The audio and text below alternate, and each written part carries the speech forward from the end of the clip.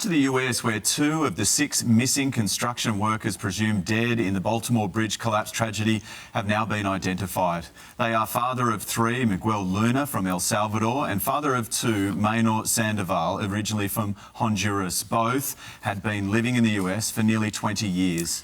The heroics of quick-thinking crew and first responders are now being praised for managing to shut down traffic before that bridge crumbled.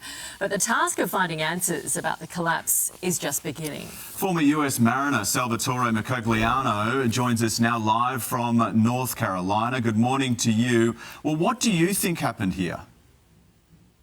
Good morning. I think what we're looking at here is a power failure on board the vessel. The question is going to be, what was the root cause of that power failure? Was it human error? Was it mechanical? Was there an electrical issue? Was there contaminated fuel?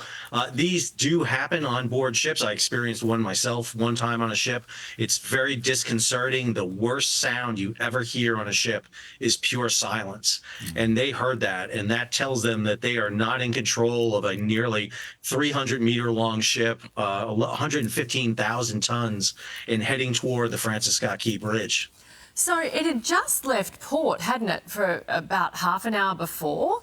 How unusual would that be for it to happen that quickly? Well, I mean, usually before a ship leaves, they go through a series of checks. They will check the ship's engines. They'll put them in reverse and astern. They'll go through a whole series of procedures. Now, there's a report out in the United States that dock workers are saying that the ship may have experienced some electrical failures while it was pierside. The question becomes, who was notified about that? Did the ship notify the pilots who help escort the vessel out of the port? Was it informed to the U.S. Coast Guard that does the port state control? Ensures the vessel is seaworthy going out. So there's going to be a lot of investigation that's being done right now by the United States Coast Guard and the National Transportation Safety Board. Well, that's critical, isn't it? Because in that moment, there were clearly some issues with the ship itself. And the Dali had reported only in June last year propulsion deficiencies. How significant is that? Should it even have been in operation? So those reports, you know, it's very common for ships to be inspected by other countries, and looking at those, and I've looked at both of them, they were not major infractions at all. Those were pretty kind of standard. But the question becomes, how much inspection is being done? In the United States, this is done by the U.S. Coast Guard.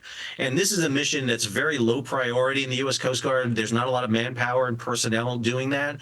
In Australia, since you're so dependent on foreign shipping, you know, that has to be done in Australian ports for ships that regularly come in.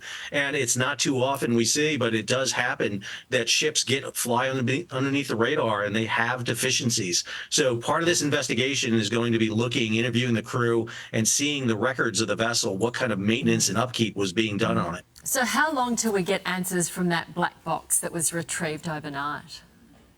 So the NTSB will download that. It's encrypted, so it's not like anybody can take a look at it. That will have information from the engine room, so all the engine data will be in there. It'll have data from the bridge. It will also have the voice recording of the conversation between the ship's bridge crew and the pilots on board. NTSB and the Coast Guard are usually very close hold of this information, but if this winds up being an issue with maintenance or some sort of fault on the ship, we may start hearing some early reports about it, but typically this is over a year in process until we start having hearings on it.